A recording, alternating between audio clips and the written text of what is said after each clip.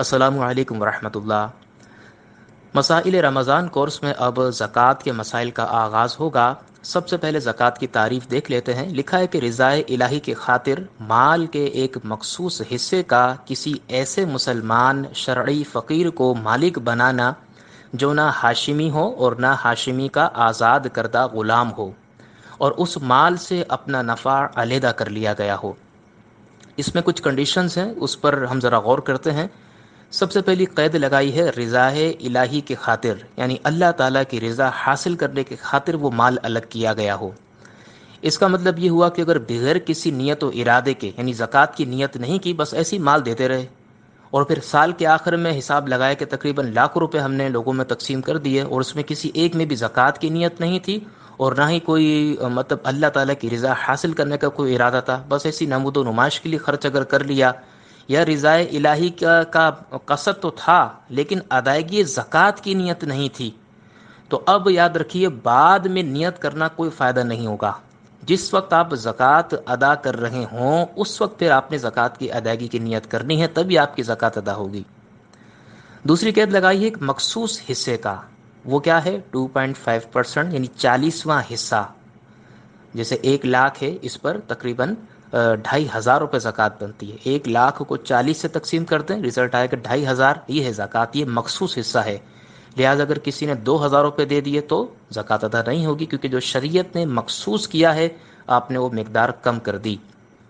کسی ایسے مسلمان شرعی فقیر کو مالک بنانا، اس کا مطلب یہ کہ کسی کافر کو زکوٰۃ دینے سے ادا نہیں ہو سکتی، اور دینا بھی کس کو ہے؟ مسلمان ایسا کہ جو شرعی فقیر ہو، یعنی وہ خود مالک نصاب نہ ہو، وہ خود صاحب حیثیت نہ ہو، شرعی فقیر ہو، یعنی اس کے پاس اتنی رقم نہ ہو کہ جس سے 52.5 تولہ چاندی خریدی جا سکتی ہو، اتنی رقم اس کے پاس نہ ہو، حاجت اصلیہ سے زائد اس کے پاس اتنے پیسے موجود نہ ہو، وہ شرعی فقیر کہلاتا ہے۔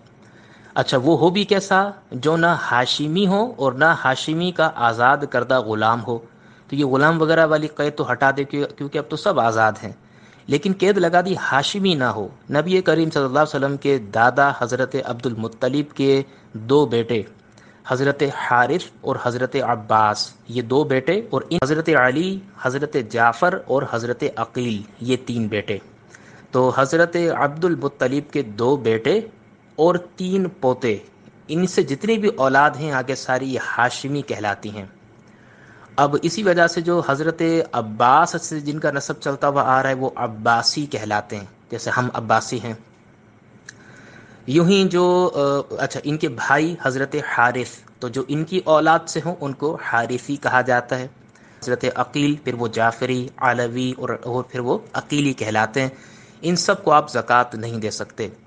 اچھا، یاد رکھیے کہ جب ہاشمی کی قید لگا دی تو سادات کرام بھی اس میں داخل ہو گئے، کیونکہ حضرت عبد المطلب کے جو بیٹے ہیں ان کے جو بیٹے وہ حضرت علی ہیں، اور حضرت علی کی جو بھی آگے جو بھی اولاد ہوں، اگر وہ امام حسنین کریمین سے اگر ہوں تو وہ سادات کرام کہلائیں گے، اگر وہ ان کے علاوہ دوسری زوجات سے ہوں اگر وہ اولاد حضرت علی کی تو پھر ان کو ہم ہاشمی کہیں گے۔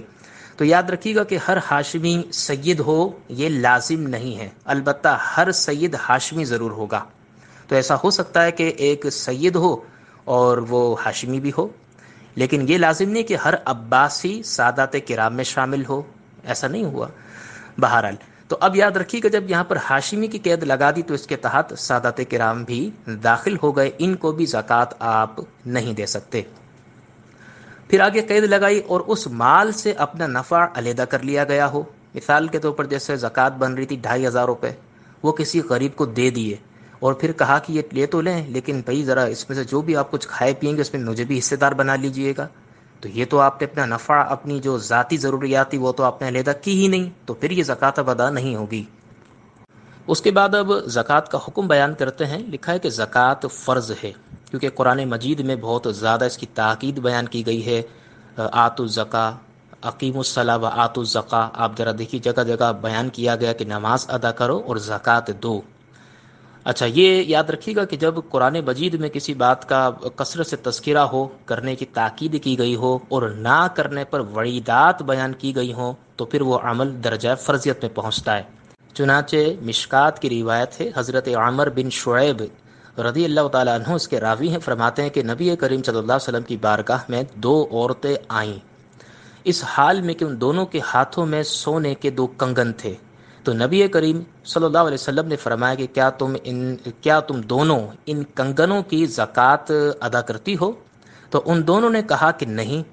تو نبی کریم صلی اللہ علیہ وسلم نے ان دونوں سے فرمایا، کیا تم اس بات کو پسند کرتی ہو کہ اللہ تعالیٰ تم دونوں کو آگ کے 2 کنگن پہنائے؟ تو ان عورتوں نے کہا کہ جی نہیں۔ تو نبی کریم صلی اللہ علیہ وسلم نے فرمایا کہ پھر تم دونوں ان کی زکوٰۃ ادا کرو۔ تو ایک تو تاکید بہت زیادہ، اوپر سے عدم ادائیگی کی صورت میں وعیدات بہت زیادہ بیان کی گئی ہیں، لہٰذا یہ فرضیت کے درجے میں ہے۔ اس کا منکر کافر ہو جائے گا، کیونکہ جب یقینی ایک ذریعے سے ایک حکم ثابت ہو جائے، جیسے قرآن ہے اور خبر متواتر ہے، تو پھر اس کا انکار کرنا کفر ہوتا ہے۔